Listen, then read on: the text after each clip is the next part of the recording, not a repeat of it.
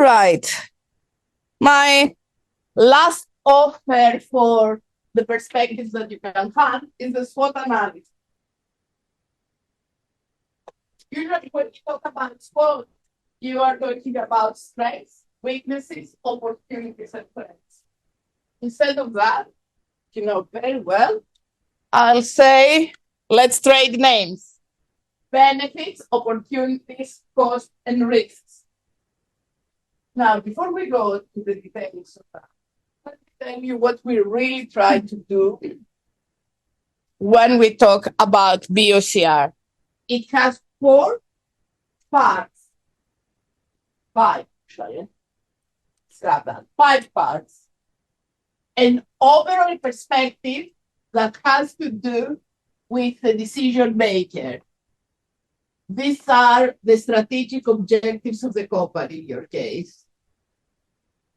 You can make it as complex or not complex you want that model, but it is an HP model that has at the first level the strategic objectives. We do in a BOCR analysis, we try to keep it simple because we have a lot of perspectives. So each of them should be a very small model. 3, 2, 4 components, no more. I have the strategic objectives, and then I have 4 perspectives: benefits, opportunities, costs, and risks. Each of the perspectives will be a small model by itself. So in our case, it will be a small model that has a goal, some criteria, and the alternatives that I am evaluating. Assume that I connected everything. Goal, maybe the same, maybe different criteria. We'll talk about the criteria in a second. Same, always the same alternatives. So these are the same with these, and they will be the same in all the models. Maybe you have some criteria in some cases, and in some other cases you don't. That's fine.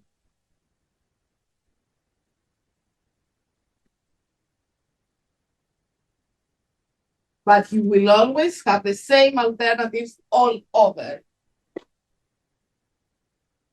So what I'm saying is that I need 4 very small, please, very small models. All of them have the same alternative. The top level model, the one with the strategic objectives, will be a ratings model. This top level model has a goal, has the strategic objectives as criteria, and in the ratings, it has very specifically 4 alternatives: benefits, opportunities, costs, and risks. But when I say benefits, I really mean the alternative that won under benefits.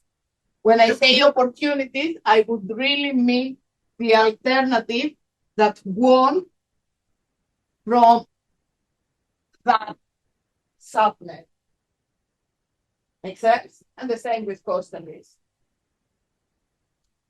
So I have benefits, opportunities, costs, and risks as alternatives, and I have my strategic objectives as my column.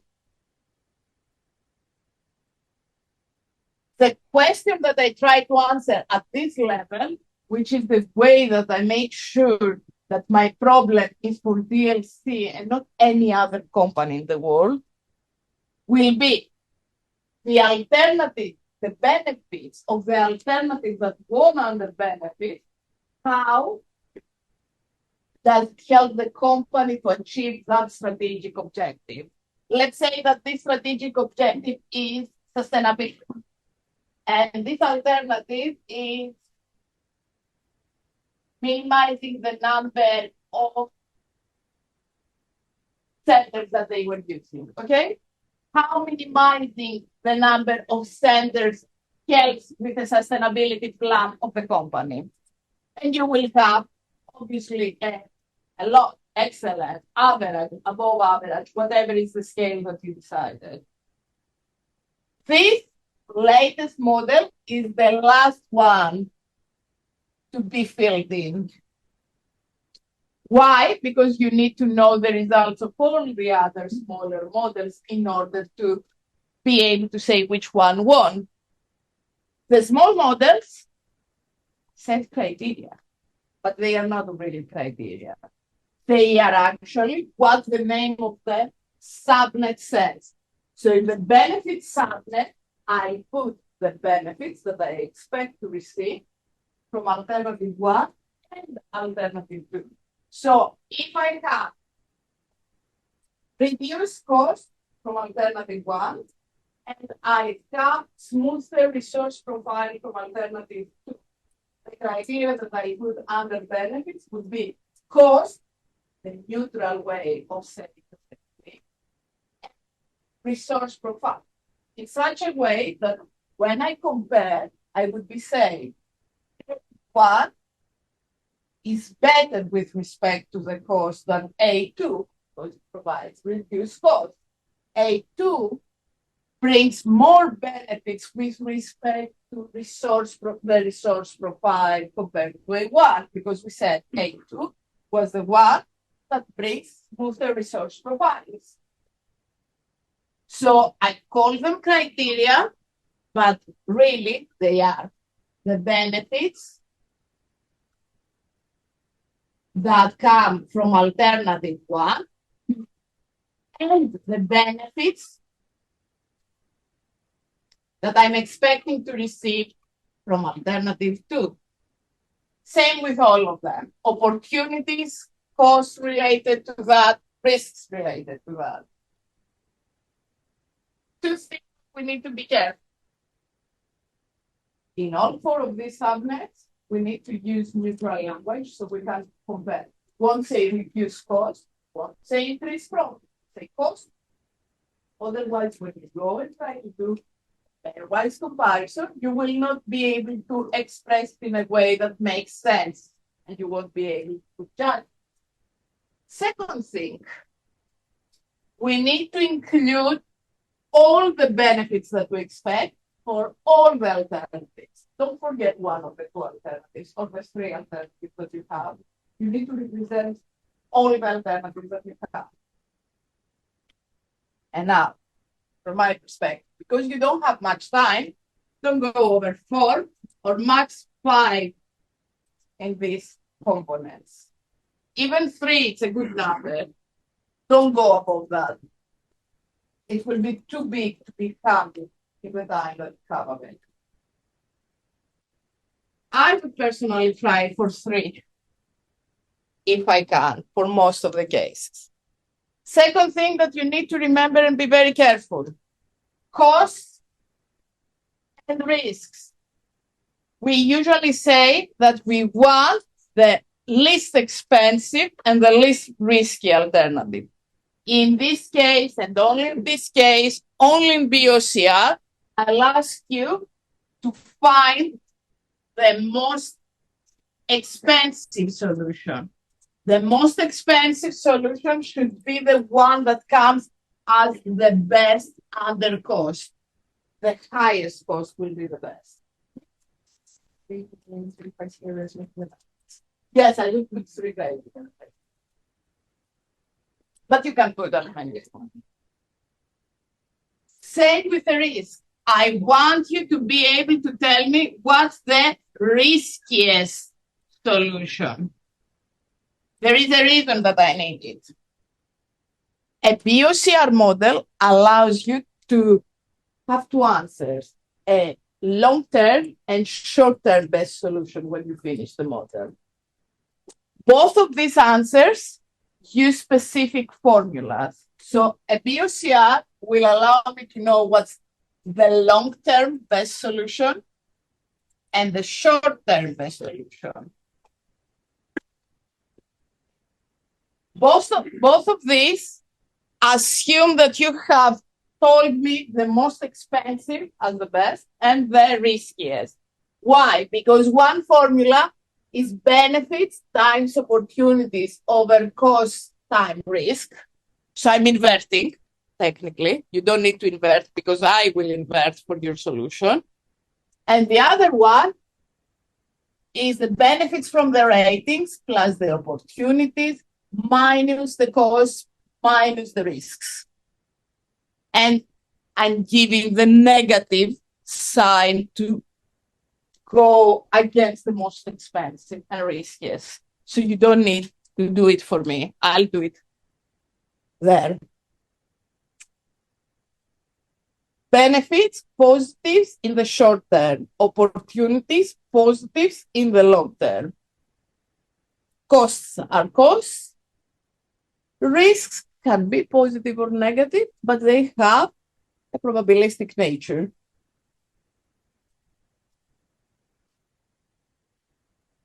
We do tend to talk about threats. Although we call it risks, we do tend to put the threats there.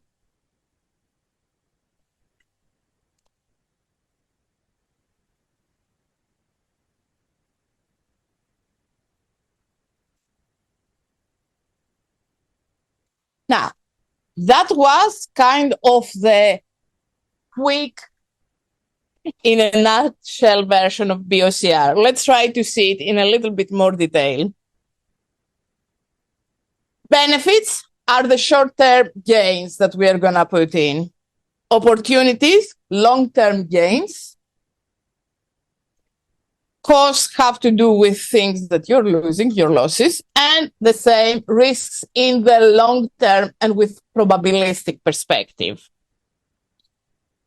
How do we structure complex decisions, this kind of decisions? First step, for the top level, find the things that have to do with the subjective, the corporate values, the aim and goal of the company, all those things that will help you make sure that the solution that you are proposing is specifically designed for Duquesne Light Company and not for any other company.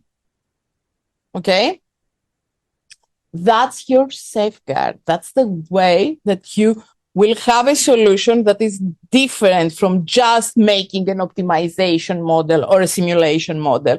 It's the place that ensures that your customer can use what you're proposing them to do, because you are evaluating the different perspectives under the lenses of the company itself.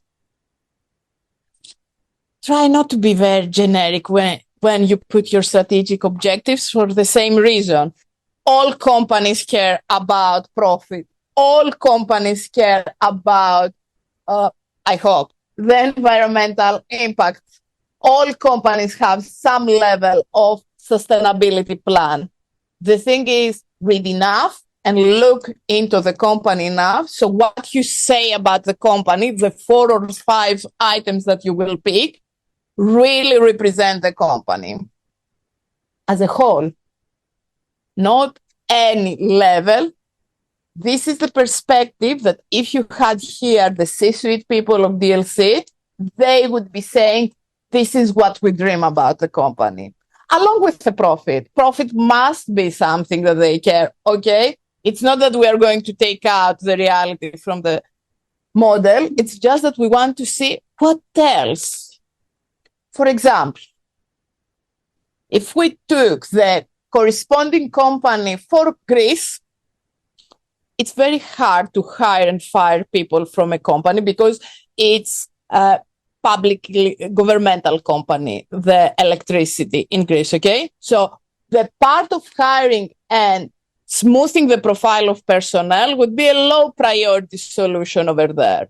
While here, it's pretty easy, but you hear them. They have a union. They are unionized, the people that are. So there are specific perspectives, even when you hire or fire people under their group.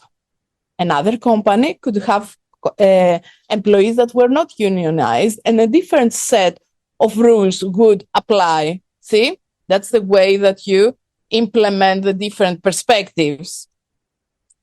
That's the playground. It has to really scream DLC, your strategic objectives. And it's something that you can't describe and explain. And by the way, it doesn't mean that you need a BOCR if you want to use strategic objectives. A simple AHP could have criteria that are strategic objectives as well. I kind of think that it would make sense in some of the problems.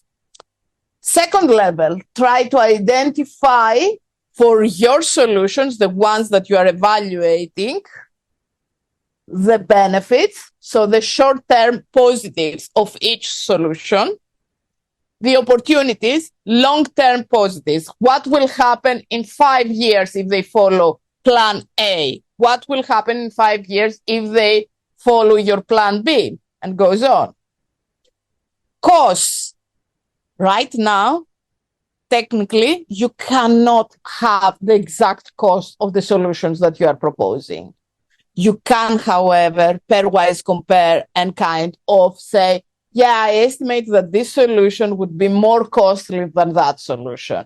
And that's where your data set might be also helpful if you're going for this kind of analysis, because you can say that based on the numbers that we have, the cost comes, for example, from the fact for the gallon per mile, okay? And the cost comes also from the fact that this percentage needs to be done per year and this amount of days are available. So you can estimate and you can have a strong estimate, not just a random number for costs in some of the provided solutions. Some other solutions, for example, if you're saying, let's change completely the process. Let's change the type of poles that we use so they don't require the same type of maintenance. And I'm saying just something crazy to get you there. Then probably you don't have the same kind of ability to estimate. You are going to give all the information that you have available. It won't make the solution stronger or less strong, the fact that you don't have numbers to back up some of your ideas, okay? Third step, you start pairwise comparing and finding results for each of the small models. And then you do the top level ratings model. When you have done all 5 of them, you have already in your learning material, I'll give you also one more time, an Excel spreadsheet that helps you combine the results to get the short-term and long-term values. So you will use a template to enter your results and see what is the short-term and long-term value. If you want, don't, please, you can break down each of the benefits, opportunities, costs, risks in subnets, as you see there, economic groups, economic, social, political, and goes on in order to have more criteria.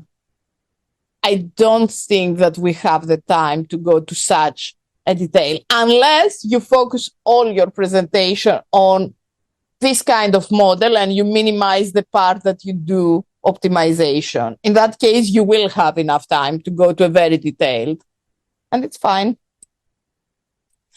Now, benefits, opportunities, costs, and risks should be the objective part of what you do. Yes.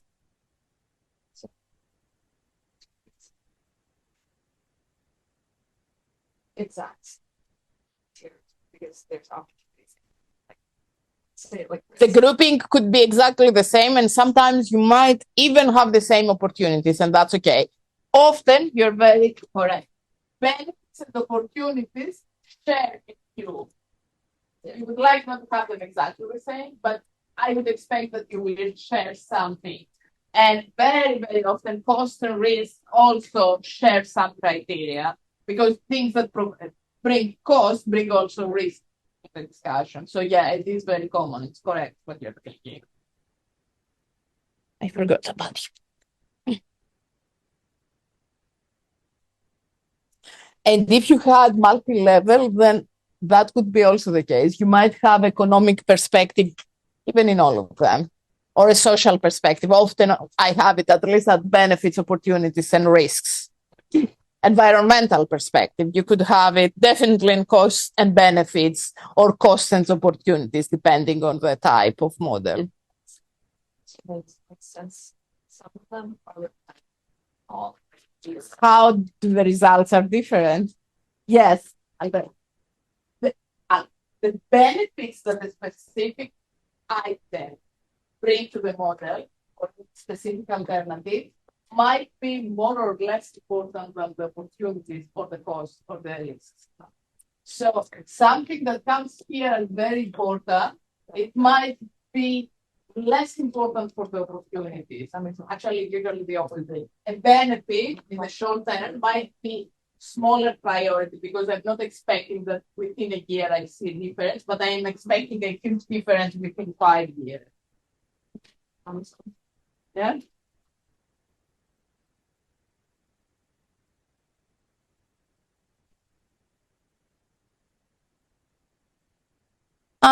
This is the ratings model on top. Give me just a second. Now, I'll tell you how I usually work in these models, but that's just a process. You could use any other. I prefer to start from the alternatives. That's obvious because it helps me identify exactly what I'm trying to do. My second step is to add the strategic objectives, the top level network, because it gives me kind of the right framework to understand the company that I'm working for.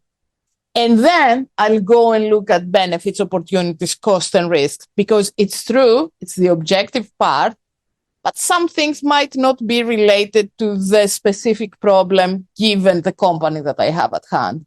If it's a company, like I was describing you, the corresponding DLC in Greece, that cannot hire and fire people easily, I will not put that much effort on finding criteria related to the personnel, since it's an untouchable really factor in my model. If DLC would tell you, which they didn't tell you, that there is no way that they can change process, then I wouldn't evaluate alternatives related to changing the way that things happen.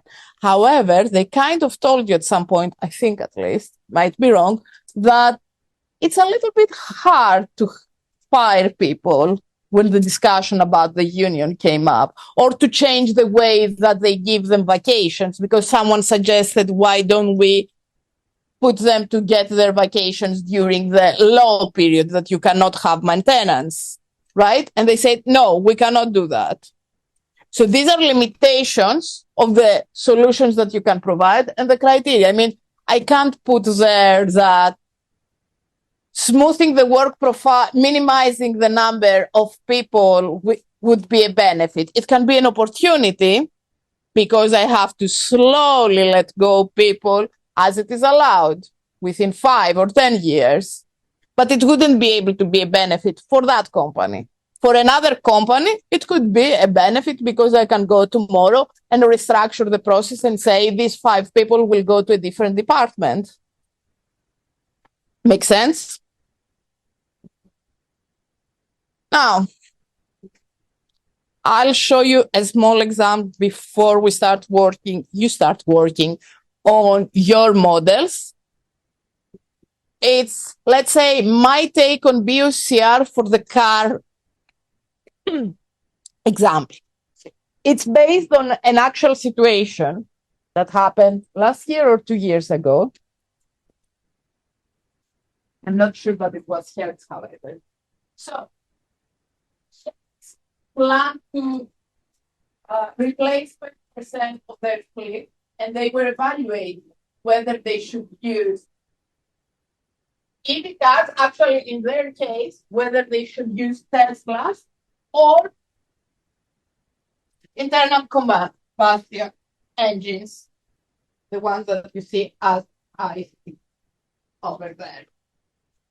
And the question was really, which one would make more sense for them? I'll actually tell you what was the result first before we see our own analysis.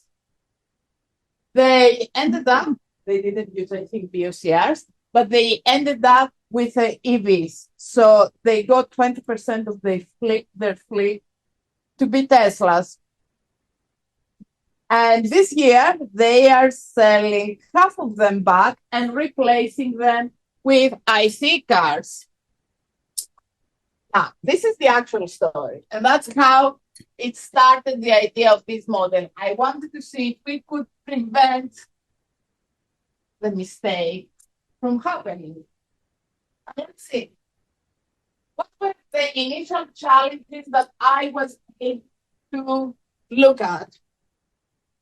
We had the financial perspective. We are all sure about that. I mean, it's the obvious part. Customer preference. They didn't know, but they assumed that people would like to rent big versus, the old traditional cars. That was not correct, by the way. Operational. They were going to invest, and they did invest in charging infrastructure. And then the potential benefits that they were looking at were, on one hand, obviously environmental, and they were absolutely right about that perspective.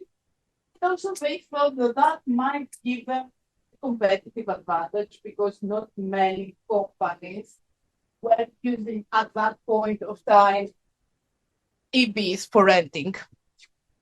It seems that there was a reason behind that, however.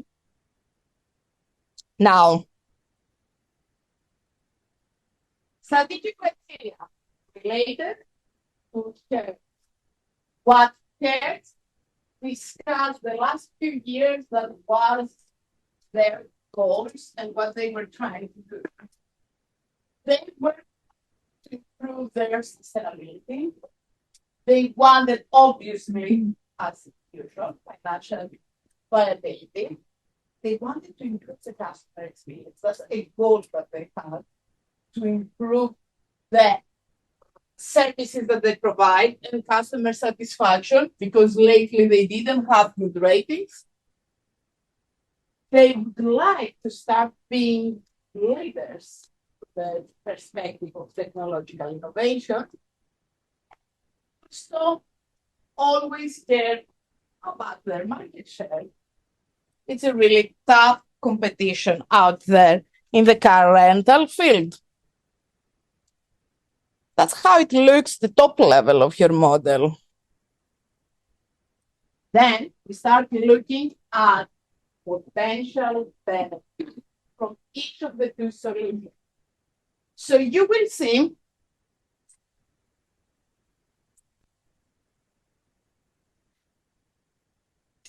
both benefits related to your, related to the electronic side of it, the EVs, and to the traditional cars that we use. For example, on the benefits of the traditional cars, you would see immediate availability, because there are plenty out there that you can give to your customers. Familiarity. Everybody knows how to drive, start, put gas. Well, I don't know very well how to put gas in my car, but most people do know how to do that.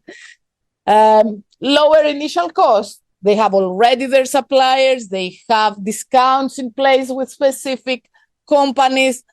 All the supply chain part of it, it has been already solved. On the other hand, EV benefits. Well, environmental impact, that's one of the first things that you will think. Cost savings. They expected that the maintenance cost would be much lower. First mistake. It's not lower. It's different, but not lower, especially not in the first years that they, run their experiment. Market positioning, that could be a little bit on both of them. Market positioning could be towards EVs because you get in the new market of renting EVs, but at the same time, you also are leaving part of your market share that is caused by traditional drivers and cars. Technological innovation, which was on the side really of the EV benefits. You were going for innovation if you were going to get the now opportunities. See, for each of them, I kind of forget. See, I forget what's happening in the previous perspective and I start analyzing again. Some of the factors will be, oops, you're still seeing the benefits, however. Interesting. Let's try that time.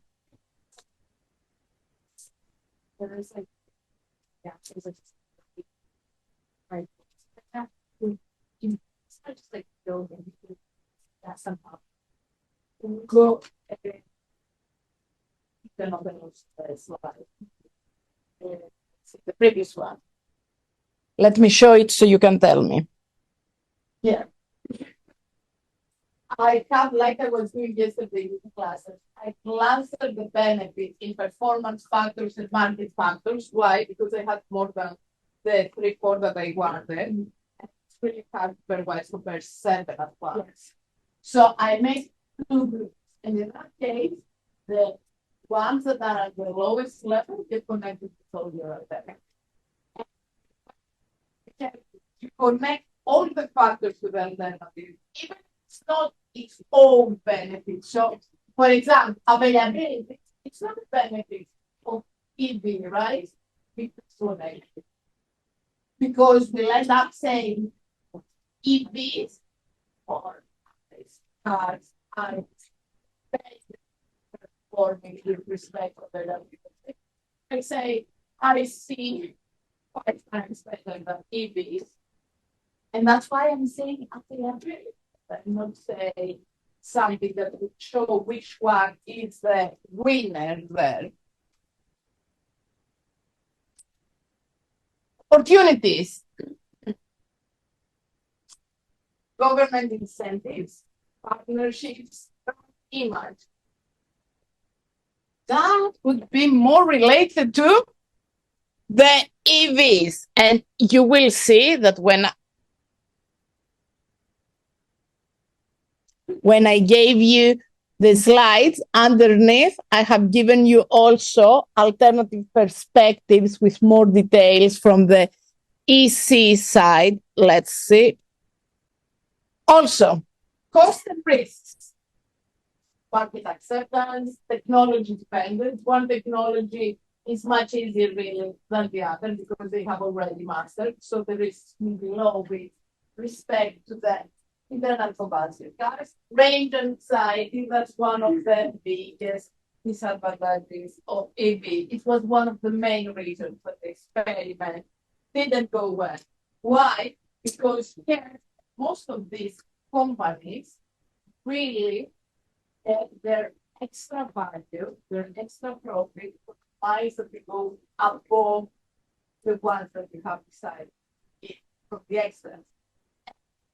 When your customer is worried that they will not be able to get to the next charger, they don't go. And you're losing money not because they don't like the car, but because they are following the rules that they put in, which was something really interesting. They lost that detail when they were setting up their original decision. That most of the profit comes from the fact that you say that you will keep it for a day and let's say 500 miles, the money that we get are because you get 650.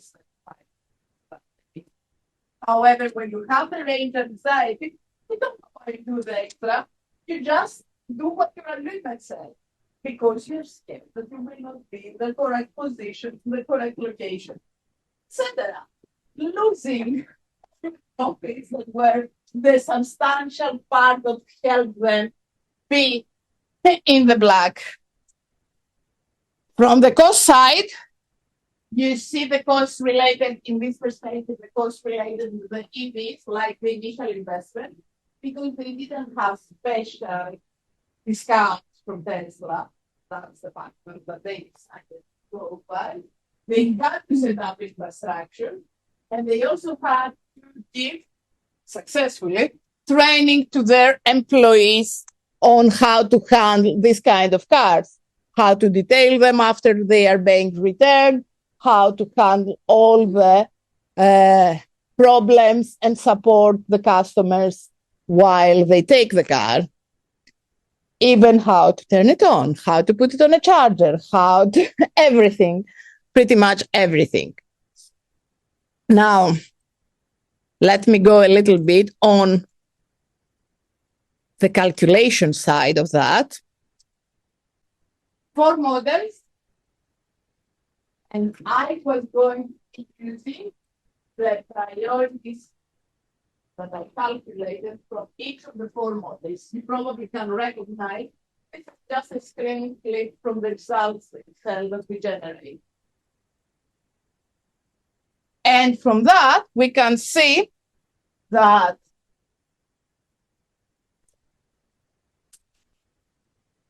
riskiest alternative came up, I see. Why? Inflation.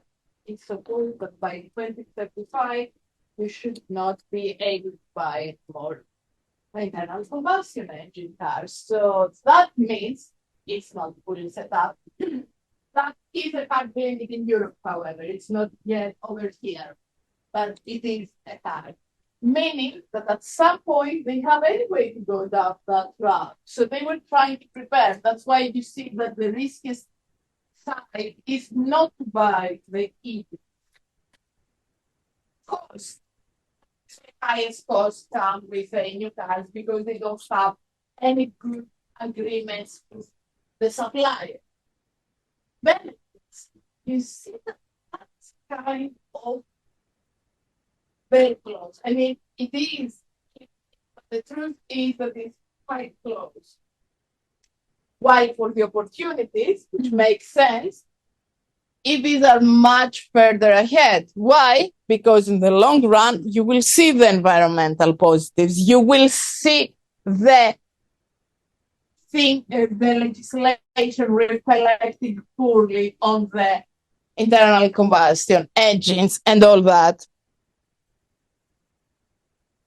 On this side, you see the top level calculation, the ratings model with the strategic objectives. See here, my strategic objectives, sustainability, financial viability, customer experience, technological innovation, and market competitiveness. And for each of them, benefits, opportunities, cost, and risks, it says.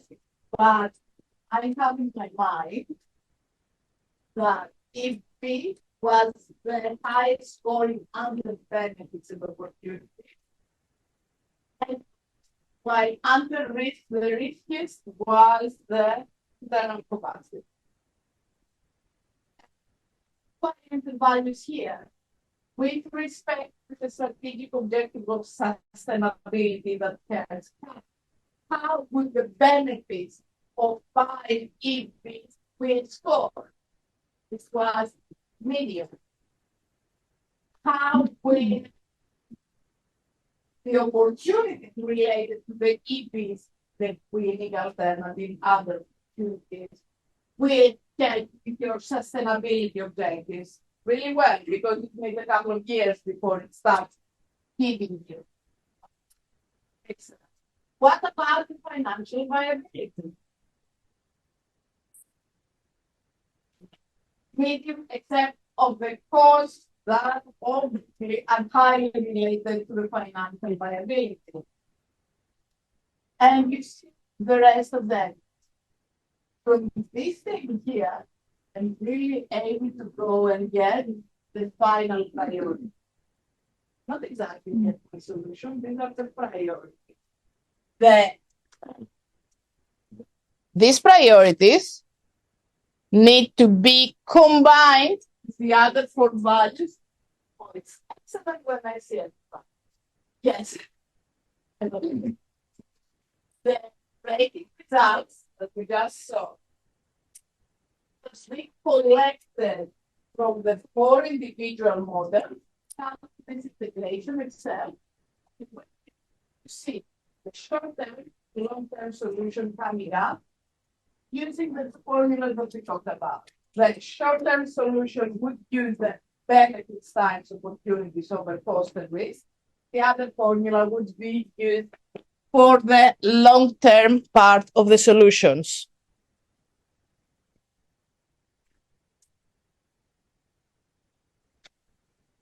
And here are the actual results that we got. Short-term, that the EV would be the best solution. And long-term, it was even more obvious that you have to get away from the internal combustion engines. It's not that much whether you should go for EVs or not, is that given the expected changes in legislation, you have to start moving away from this field. Things are not going to be very well, going well.